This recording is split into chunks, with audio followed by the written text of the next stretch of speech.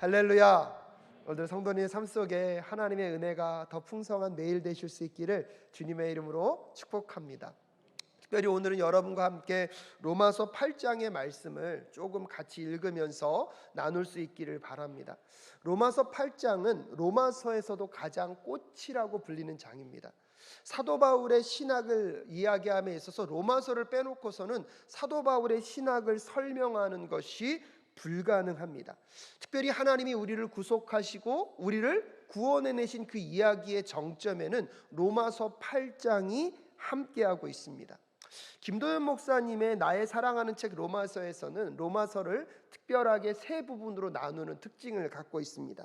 보통은 로마서를 나눌 때 1장부터 11장 그리고 12장부터 16장으로 나눕니다. 그래서 1장부터 11장까지는 교리편, 12장부터 16장까지는 실천편으로 많은 분들이 나누는데, 김도현 목사님은 이 로마서를 믿음과 소망과 사랑이라는 주제로 나누고 있습니다. 그래서 로마서 1장부터 4장까지는 믿음, 우리가 무엇으로 구원을 얻죠? 믿음으로 구원을 얻는다. 그리고 로마서 5장부터 8장까지는 그 믿음 안에 이 땅을 살아가며 우리가 가져야 될 소망이 무엇인지에 대해서 사도 바울은 이야기하고 있다. 그 다음에 9장부터 11장까지는 그 소망에서 우리가 어떠한 삶으로요? 사랑의 삶으로 나아가야 함과 동시에 12장부터 16장을 그래서 그 사랑을 어떻게 실천하며 이 땅 가운데 살아갈 것인가를 설명하면서 로마서를 믿음과 소망과 사랑에 대해서 설명하고 있습니다. 그러면서 그 소망에 대한 이야기의 마지막 절정, 오늘 로마서 8장을 통하여서 우리가 이 땅 가운데 가지고 가야 할 그 소망의 삶이 무엇인지를 우리에게 전달해 주고 있다라고 목사님은 설명하고 계십니다. 또한 가스펠 프로젝트에서도 그 주제와 연결되는 내용들 속에서 특별히 오늘 여러분과 함께 읽었던 로마서 8장 12절부터 17절까지 특별히 무슨 주제입니까? 종에서 우리가 하나님의 자녀로 옮겨졌다는 것들을 우리에게 먼저 이야기해주고 있습니다. 그러면서 사도 바울이 오늘 로마서 8장 12절부터 17절까지 사용하고 있는 많은 용어들은요, 가만히 읽다 보면 구약의 한석권을 또 떠올리게 합니다. 구약의 출애굽기의 사건을 떠올리게 하면서 하나님이 이스라엘 백성들이 이집트에서 무슨 살이하고 있었습니까? 종살이를 하고 있는 그들을 구속하시고 구출하여 내셔서 하나님께서 광야를 거치셔서 가나안까지 인도하신 사건. 그렇기 때문에 이스라엘 백성들은 출애굽함으로 인하여서 그들이 종되었던 삶에서 어떠한 삶으로 옮겨졌습니까? 하나님의 백성된 삶으로 변화되었습니다. 근데 그들의 문제는 무엇입니까? 광야를 지나가면서도 그들의 신분이 바뀌었음에도 불구하고 여전히 그들을 어디를 그리워하고 있습니까? 애굽에서의 삶, 종되었던 삶을 그리워하는 그들의 모습을 가지고 오늘 다시 우리에게 사도 바울이 도전하고 있는 내용은 무엇입니까? 12절 말씀에 그러므로 형제자매 여러분, 우리는 빛을 지고 사는 사람들이지만 육신의 빛을 진 것이 아닙니다. 우리는 육신을 따라 살아가야 할 존재가 아닙니다 라고 얘기하면서 13절 함께 읽겠습니다. 시작. 여러분이 육신을 따라 살면 죽을 것입니다. 그러나 여러분이 성령으로 몸의 행실을 죽이면 살 것입니다 라고 이야기하면서 육신의 삶과 누구를 따르는 삶이요? 성령을 따르는 삶을 비교하고 있습니다. 그러면서 14절에서 하나님의 영으로 인도함을 받는 사람은 누구나 다 누구의 자녀입니까? 하나님의 자녀입니다. 그래서 하나님의 영을 따라가는 사람은 이미 신분이 종으로부터 무엇으로 바뀌었다는 것입니까? 하나님의 자녀로 바뀌었다는 것입니다. 그 영을 따라가는 삶과 대조되는 것이 오늘 로마서에는 무슨 삶이요? 육적인 삶. 그래서 이 오늘 로마서 8장에서는 육적인 삶은 예수 믿기 전에, 즉 죄의 종로를 타고 사망의 그늘 아래 살았던 우리들의 삶의 모습을 대표하고 있다면, 그것이 믿음으로 인하여서 우리가 구원을 받아 우리 안에 누가 내주에 계십니까? 성령이 내주에 계심으로 인하여서 우리가 누구를 따르는 삶이요? 성령을 따르는 영적인 삶을 살아야 한다는 것들을 우리에게 분명히 이야기해주고 있는 것입니다. 그런데 문제는 무엇입니까? 15절 말씀, 여러분은 또다시 두려움에 빠뜨리는 종살의 영을 받은 것이 아니라 자녀로 삼으시는 영을 받았습니다. 그래서 우리는 그 영으로 하나님을 아빠, 아버지라고 부르게 되었다고 사도 바울이 다시 우리의 신분이 종이 아니라 누구의 자녀가 되었다고요? 하나님의 자녀가 되었다고. 하나님의 자녀가 되었기 때문에 구원에 있어서 우리가 두려움 가운데 구원을 얻습니까? 기쁨과 자유함 가운데 구원을 얻습니까? 그렇기 때문에 실질적으로 여러분, 예수 그리스도 안에서 율법을 지키는 것, 예수 믿기 전에는 무엇을 얻기 위하여서요? 구원을 얻기 위하여 율법을 지켰기 때문에 그 율법을 지킴에 있어서 두려움과 떨림의 요소가 있습니다. 그런데 여러분, 예수 그리스도 안에서 우리가 육에 속한 사람이 아니라 하나님의 영안 속한 사람이 되므로 이미 우리에게 하나님의 구원을 허락하여 주셨습니다. 할렐루야. 그렇기 때문에 우리의 신분이 바뀌었기 때문에 그 바뀐 신분에 따라서 살아가야 하는 율법을 따라가는 삶은 두려움이 아니라 자유이며 기쁨의 순종으로 나아가는 것이 영에 속한 사람인 줄로 믿습니다. 또한 우리가 육을 따라가는 것이 아니라 우리 안에 계신 성령님께 순종하며 살아가는 삶, 그래서 성령님이 오늘도 우리를 이끌어가는 그 삶은요, 율법을 따르고 지키는 삶을 포함하고 있는 것입니다. 그래서 행위로 구원을 얻는 것이 아니라 우리는 이미 믿음으로 무엇을 얻었습니까? 구원을 얻었습니다. 믿음으로 우리의 신분이 종된 삶에서 하나님의 자녀의 삶으로 변화되었습니다. 할렐루야. 그렇기 때문에 그 은혜 아래서 오늘도 우리를 주관해 가시는 그 성령을 따라 그분이 말씀하시는 그 말씀을 따라 살다 보면 우리가 거룩한 삶, 여러분 구약에서 말하고 있는 그 율법을 뛰어넘는 예수를 닮아가고 예수를 바라보는 거룩한 하늘 백성의 삶을 살아가게 될 줄로 믿습니다. 그래서 사도 바울이 오늘 우리에게 분명히 얘기하는 것이 무엇입니까? 여러분은 또다시 두려움에 빠뜨리는 종살이의 영을 받은 것이 아니라 라고 이야기하는 게 뭐냐면, 그 당시 유대인의 율법을 갖고 있었던 사람들은 예수를 믿음으로 구원을 얻는 게 아니라 예수를 믿는과 동시에 무엇을 지켜야 된다? 율법을 지켜야 된다고 자꾸 옛날의 과거의 두려움의 그 삶으로 우리를 끌어당겼다는 거예요. 근데 사도 바울이 얘기하는 것이 거기에 자꾸 끌려가지 말고 우리는 예수 그리스도 안에서 거듭나 구원받은 하늘 백성, 우리의 신분이 바뀌었기 때문에 그 바뀐 신분의 어떠한 삶을요, 합당한 삶을 살 것을 우리에게 도전하고 있는 것입니다. 근데 그것은 두려움이 아니라 우리가 어떤 존재가 되었다고요? 자녀로 삼으시는 영을 받았다는 거죠. 그 당시도, 이 사도 바울이 살아가는 당시도요, 양자를 입양하게 됐습니다. 양자를 입양하게 되면 그 입양이 끝난과 동시에 자기의 아들과 똑같은 권리를 누릴 수 있는 사람이 누구입니까? 이 양자라는 거예요. 여러분, 예수 그리스도를 통해서 우리가 누구의 양자 되었습니까? 아멘이십니까? 그렇기 때문에 하나님의 자녀가 가질 수 있는 그 특권이 우리에게 이미 있다는 사실을 꼭 기억하실 수 있기를 주님의 이름으로 축복합니다. 그렇기 때문에 여기서는 그 하나님을 아빠, 아버지라고 부를 수 있는 하나님과 우리와의 관계가요, 얼마나 친밀한 관계가 되었는지를 오늘 본문은 다시 우리에게 알려주고 있는 것입니다. 그래서 여러분 16절 함께 읽겠습니다. 시작. 바로 그때에 그 성령이 우리의 영과 함께 우리가 하나님의 자녀임을 증언하십니다 라고 이야기하면서, 그러면 우리가 하나님의 자녀 됐음을 어떻게 알 수 있습니까? 우리 안에 내주에 계시는 성령님이 이미 우리가 누구의 자녀 되었음을요?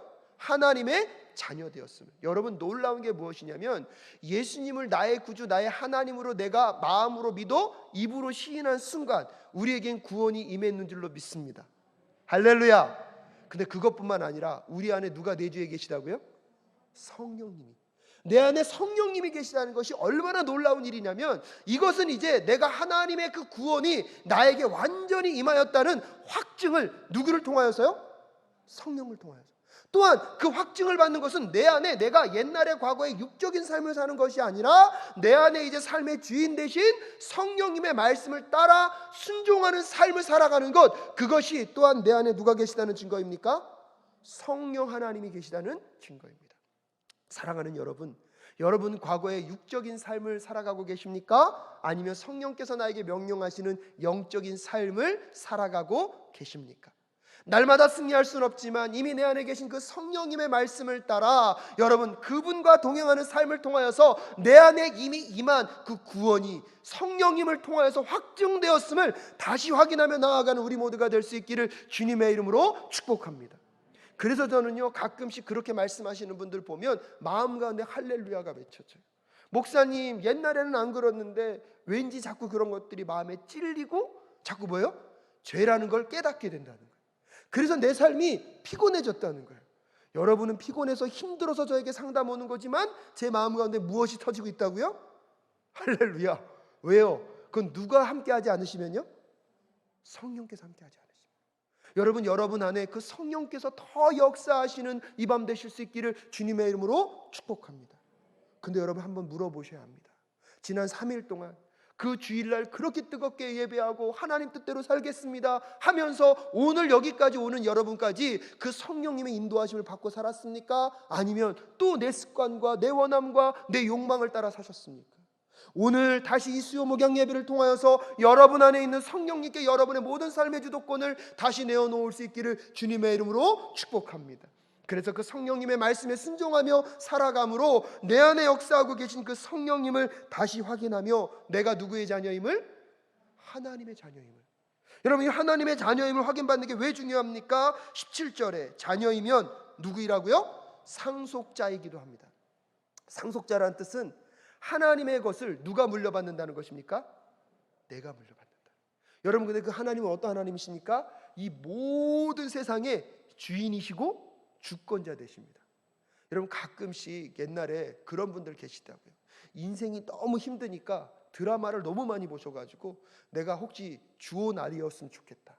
그리고 나중에 극적으로 딱 발견되다 보니까 내 친아빠가 아주 부잣집 사장님인 거예요. 그럼 내 인생이 어떻게 되는 거죠? 네, 드라마를 너무 많이 봤나요? 근데 여러분, 그런 것과 비교할 수 없을 정도로 이미 우리는요, 누구의 자녀입니까? 여러분, 그것을 잊지 마십시오. 그렇기 때문에 우리는 가난하지 않습니다. 우리는요, 그렇기 때문에 우리의 삶은요, 절망적이지 않습니다. 왜요? 나는 누구의 자녀이기에? 하나님의 자녀이기에. 그분의 상속자가 되었기에 이 땅을 살아가며 우리에게 있어서는요, 여러분, 절대로 비굴해지거나 절대로 연약해질 이유가 없다는 사실을 꼭 기억하실 수 있기를 주님의 이름으로 축복합니다. 그래서 사도 바울은요, 오늘 로마서 8장 12절부터 17절까지 우리에게 이미 이루어진 구원에 대해서 분명히 선언하고 있습니다.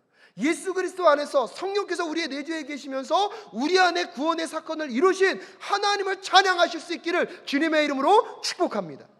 그 이미 이루어진 구원을 설명하고 나서 여러분 18절부터 오늘 마지막 34절까지는 앞으로 이루어질 것에 대해서 이야기하고 있습니다. 그런데 여러분, 오늘 본문 말씀을 읽을 때 17절 말씀이 이렇게 그냥 쉽게 끝나지 않습니다. 17절 말씀 함께 읽어볼까요? 시작. 자녀이면 상속자이기도 합니다. 우리가 그리스도와 함께 영광을 받으려고 그와 함께 고난을 받으면 우리는 하나님이 정하신 상속자요 그리스도와 더불어 공동 상속자입니다 라고 얘기하고 있습니다. 여러분, 오늘 17절 말씀을 가만히 읽다 보면 놀라운 일이 있고 또 한편에 보면 마음에 무거운 마음이 듭니다. 왜요? 하나님의 상속자로 우리를 삼으셨고요, 궁극적으로 여러분 우리가 그리스도와 함께 어디를 받는다고요? 영광을 받는다는 것입니다. 예수 그리스도가 이 땅 가운데 오셔서 십자가의 죽으심으로 그의 삶이 끝난 것이 아니라 부활의 영광스러움을 얻으셨던 것처럼 오늘 우리에게도 그 부활의 영광을 경험하게 하실 하나님의 계획이 지금도 이루어져 가고 있는 줄로 믿으십니까? 근데 여러분, 그 과정 가운데 오늘 분명히 말하고 있는 것이 있습니다. 하나님의 상속자라면 함께 무엇도 받아야 한다? 소리가 작아지시네요. 고난도 받아야 한다. 이 고난에 대한 메시지를 전달해 주고 있습니다. 그래서 여러분 이제 18절부터 30절까지는 뭘 얘기하고 있냐면 탄식에서 어디로요? 영광으로. 고난 중에 있지만 그 고난으로 끝나지 않고 우리의 삶이 무엇으로 마무리질 것이다? 영광으로 나아갈 것임을 사도 바울이 이야기하고 있습니다. 그렇기 때문에 여러분 18절부터 30절, 오늘은 말씀이 길지만 여러분 함께 읽을 수 있었으면 좋겠습니다. 성령께서 우리를 깨닫게 해주시기를 바라는 마음으로 18절부터 30절까지 우리 함께 성경을 보시고 함께 봉독하겠습니다. 시작. 현재 우리가 겪는 고난은 장차 우리에게 나타날 영광의 견주면 아무것도 아니라고 나는 생각합니다. 피조물은 하나님의 자녀들이 나타나기를 간절히 기다리고 있습니다. 피조물이 허무에 굴복했지만 그것은 자의로 그렇게 한 것이 아니라 굴복하게 하신 그분이 그렇게 하신 것입니다. 그러나 소망은 남아 있습니다.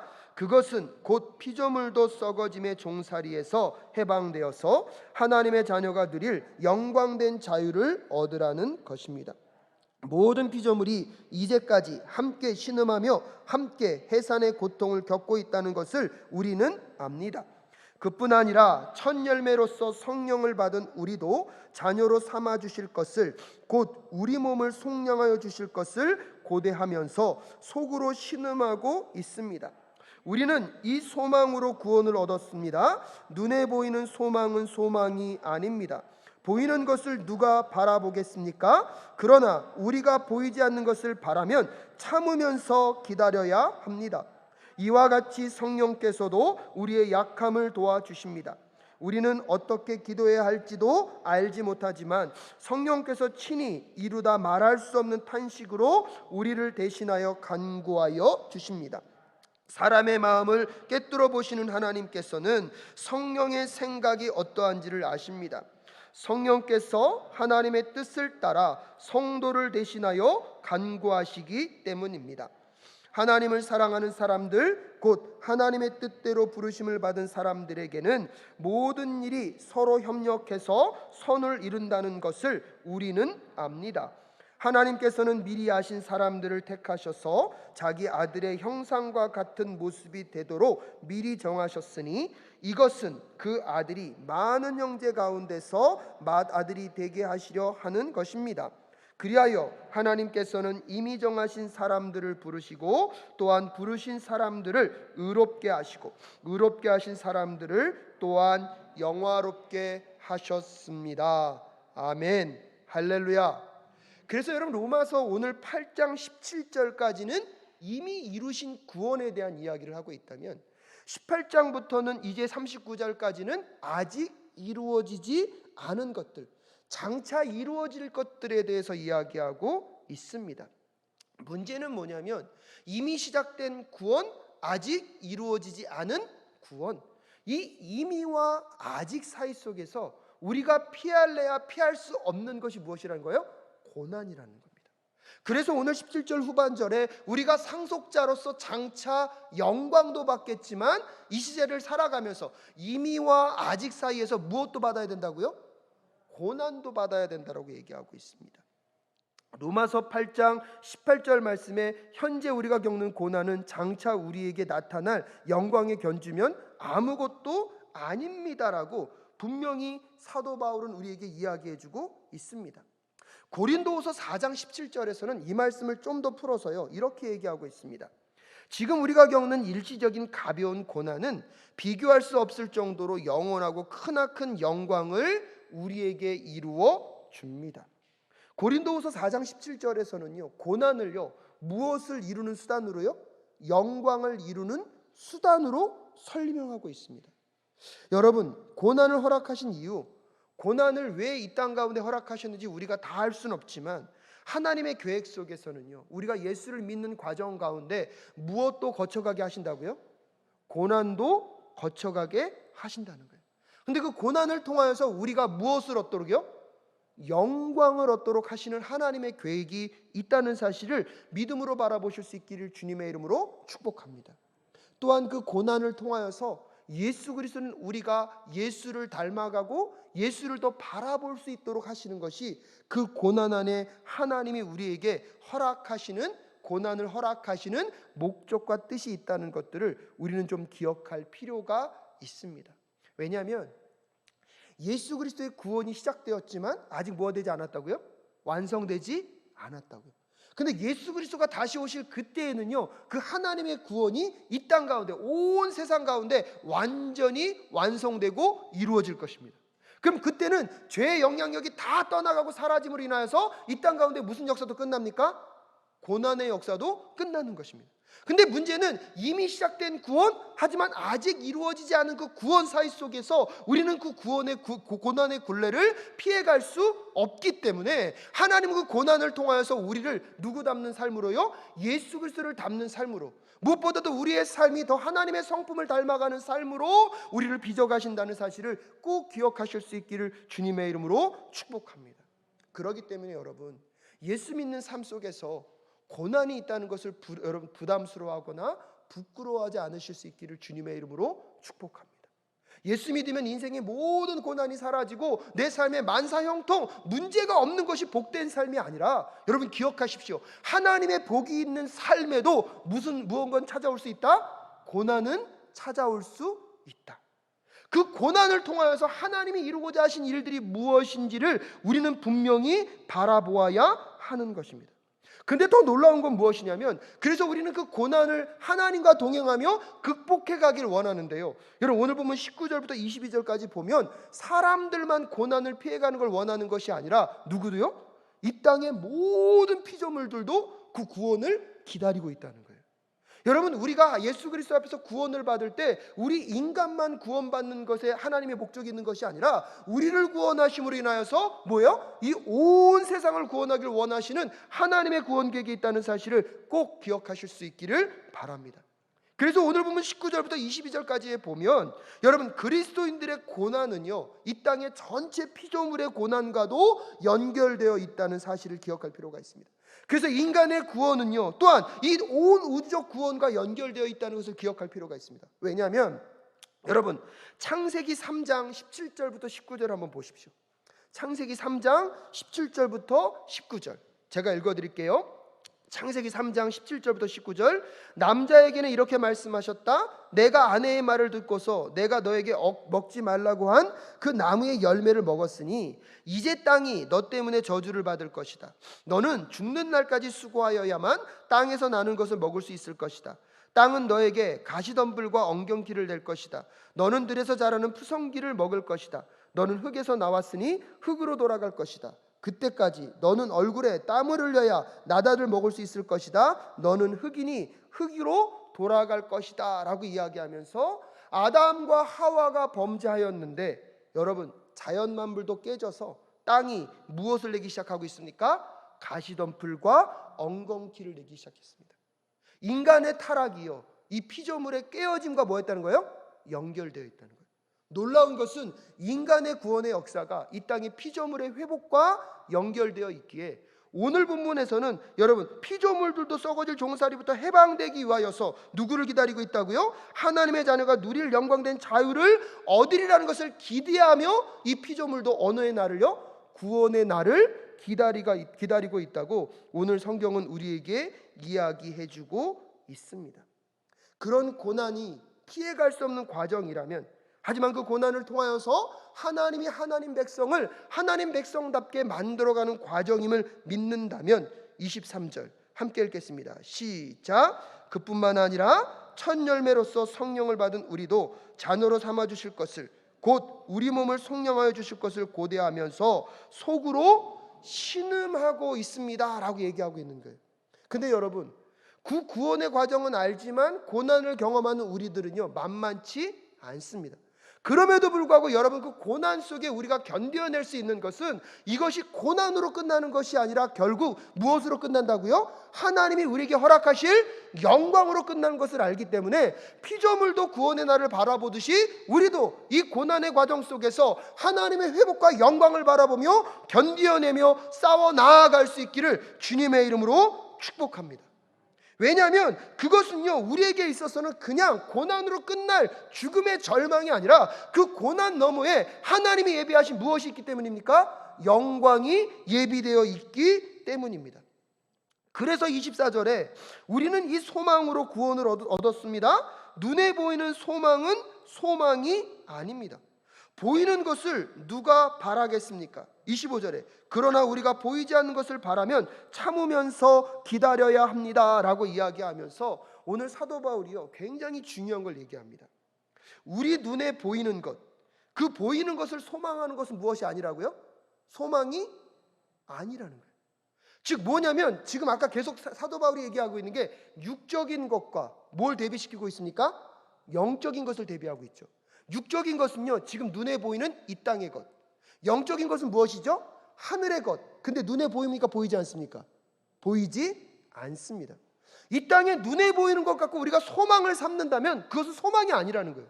우리가 가져야 될 소망은 이 땅에서 볼 수 없는 저 하나님 나라에 있는 그 보이지 않는 것이 우리의 소망되어야 할 줄로 믿습니다.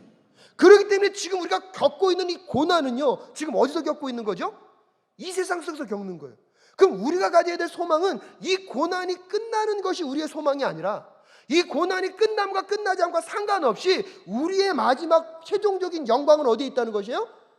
하늘나라에 있다는 것을, 이 볼 수 없는 것을 보는 것이 우리 성도님들의 소망 되실 수 있기를 주님의 이름으로 축복합니다.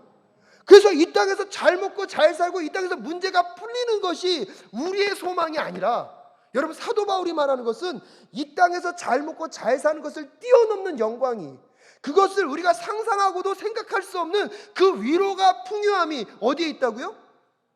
하늘나라에 있다는 거예요. 그래서 그리스도인들의 소망은요, 이 땅에 있는 것이 아니라 어디에 있어야 된다고요?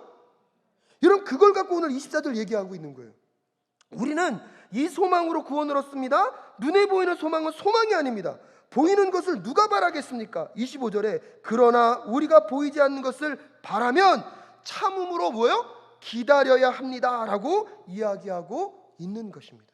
사랑하는 여러분, 이 땅에서 고난을 피해갈 수는 없지만 그 고난을 통하여서 하나님이 우리에게 주실 그 참 소망, 영원한 하나님 나라를 품어낼 수 있는 우리 모두가 될 수 있기를 주님의 이름으로 축복합니다.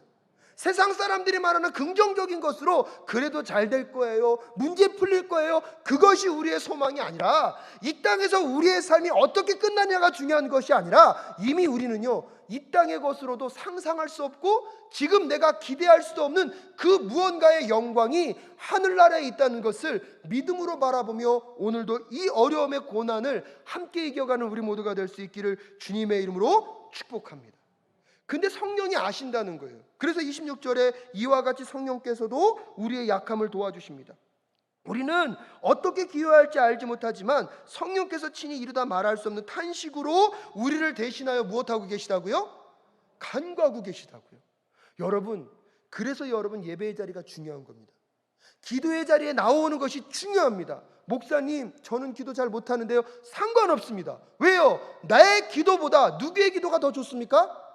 성령께서 하는 기도가 더 좋잖아요. 근데 내가 기도 못하고 탄식 가운데 머물러 있을 때에도 누가 대신 중보하고 계신다고요? 여러분, 그 놀랍지 않습니까? 여러분의 인생의 고난과 힘겨움을 만날 때요, 어떨 때는 기도하는 것도 힘들 때가 있어요. 여러분, 이런 표현이 맞을지 모르겠고 어떨 때는 기도하라는 말이 짜증날 때도 있어요. 근데 놀라워요.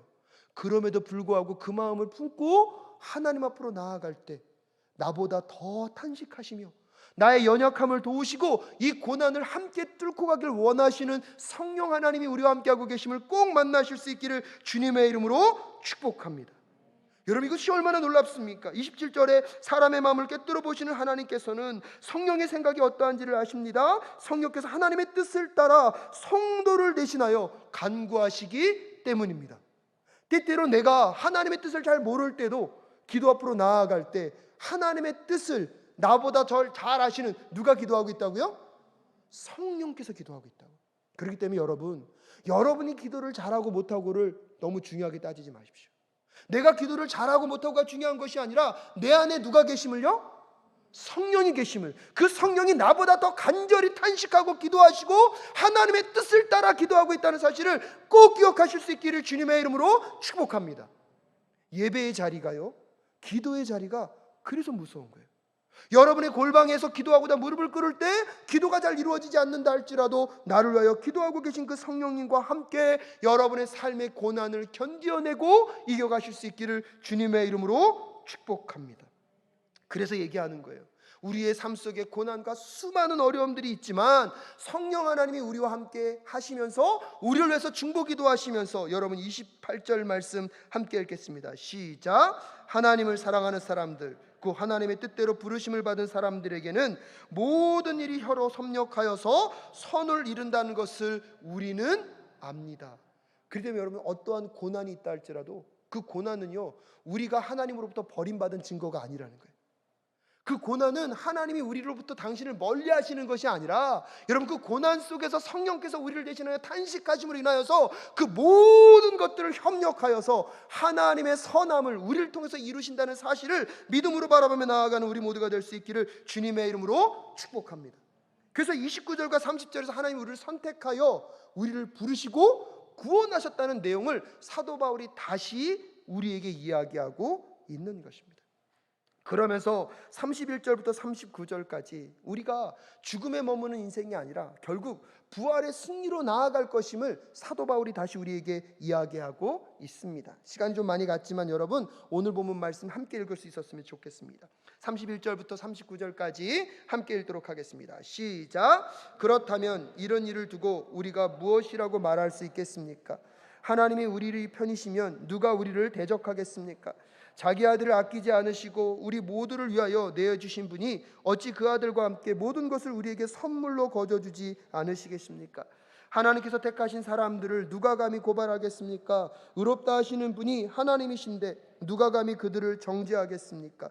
그리스도 예수는 죽으셨지만 오히려 살아나셔서 하나님의 오른쪽에 계시며 우리를 위하여 대신 간구하여 주십니다. 누가 우리를 그리스도의 사랑에서 끊을 수 있겠습니까? 환난입니까? 곤고입니까? 박해입니까? 굶주림입니까? 헐벗음입니까? 위협입니까? 또는 칼입니까?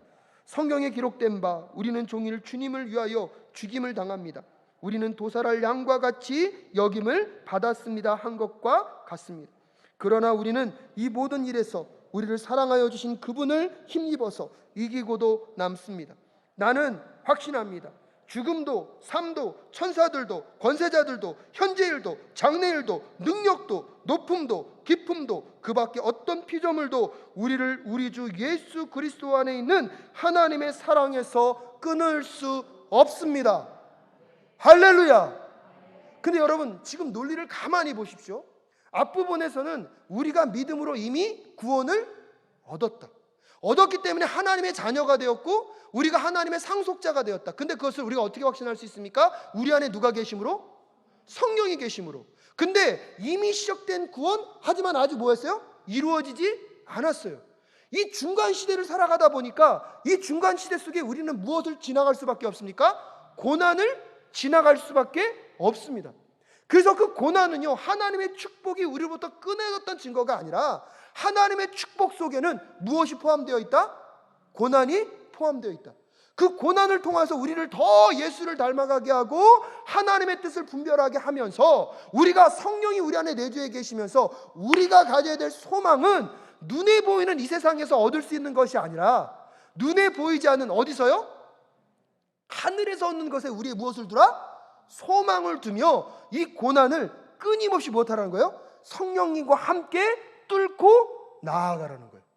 근데 여러분, 이 삶이 만만합니까? 만만치 않습니까? 만만치 않다는 거예요.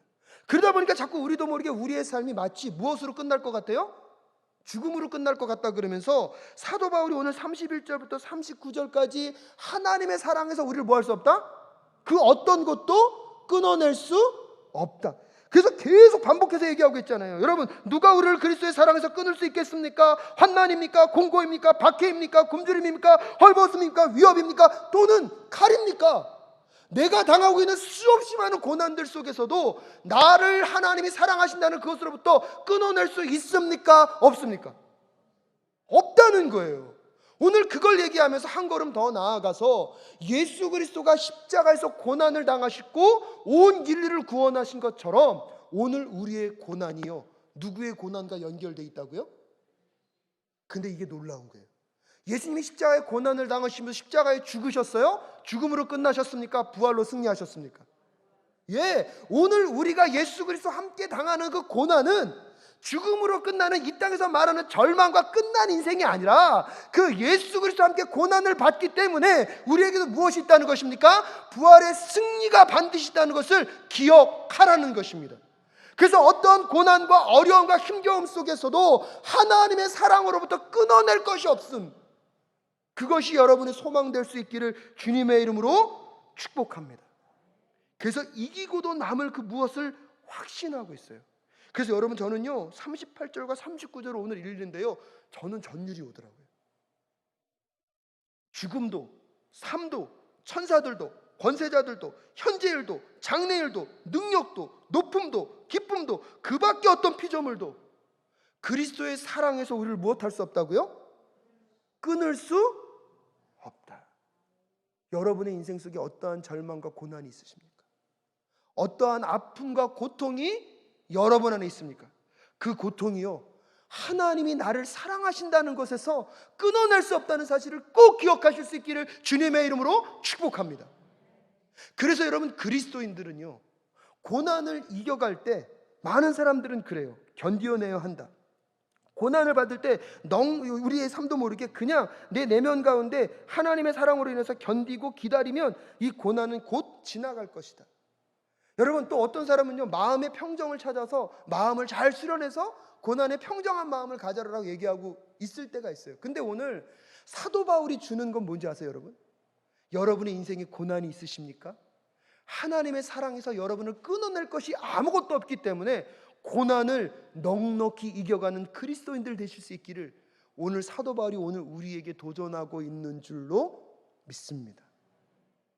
여러분, 말씀을 마무리 지으면서 이 얘기를 좀 하고 싶었습니다. 엘리 위젤이라는 사람이 있습니다. 세계 2차 대전 때요, 유대인 집단 수용소에서 나치 독일군들이 유대인들을 학살하는 그 장면을 다 경험했던 사람입니다. 근데 그 당시에 이 포로 수용소에 있을 때 이들이 탈출을 하면 탈출한 숫자만큼 무작위로 사람을 뽑아다가 처형을 했대요. 근데 3명이 탈출을 한 거예요. 그래서 그날도 무작위로 3명을 뽑아다가 처형을 했는데, 2사람은 성인 남자였고 한 사람은 그 공동체 안에서 눈이 너무 이뻐서 아름다운 천사라는 별명이 붙어 있었던 어린아이였대요.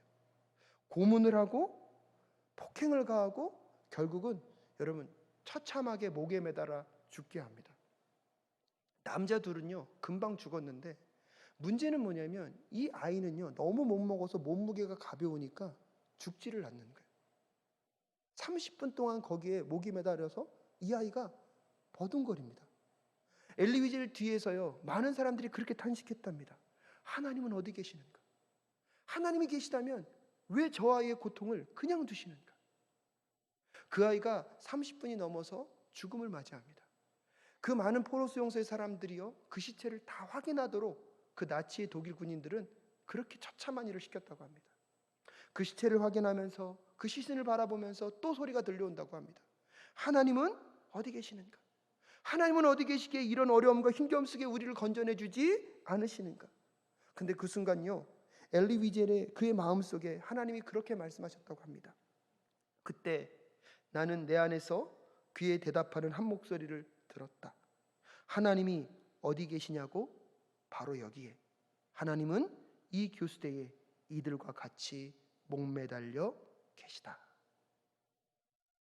사랑하는 여러분, 오늘 사도 바울이 로마서 8장을 통하여서 우리에게 하나님의 사랑으로 우리를 구원하신 그 구원의 은혜를 선언하고 있습니다. 그래서 우리에게 믿음으로 우리에게 구원을 허락하시고, 그 믿음으로 구원하신 그 삶 속에서 아직 완성되지 않은 그 하나님 나라를 바라보며 우리가 살아갈 이 땅에서 겪을 수 있는 수많은 고통과 고난 속에 우리가 가져야 될 소망이 무엇인지를 우리에게 알려주고 있습니다. 여러분, 눈에 보이는 것 그것으로 소망 삼지 마시고 보이지 않는 그 하나님의 영광스러운 것이 오늘 우리의 소망 될 수 있기를 주님의 이름으로 축복합니다.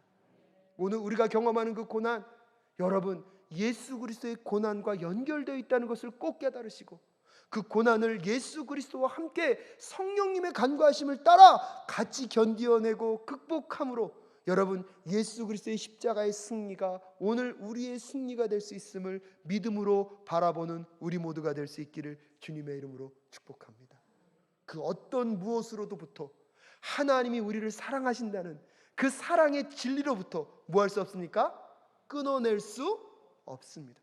그래서 그리스도인들은 고난을요 넉넉하게 이겨가는 그 승리의 삶을 살아내실 수 있는 우리 성도님들 되실 수 있기를 주님의 이름으로 축복합니다.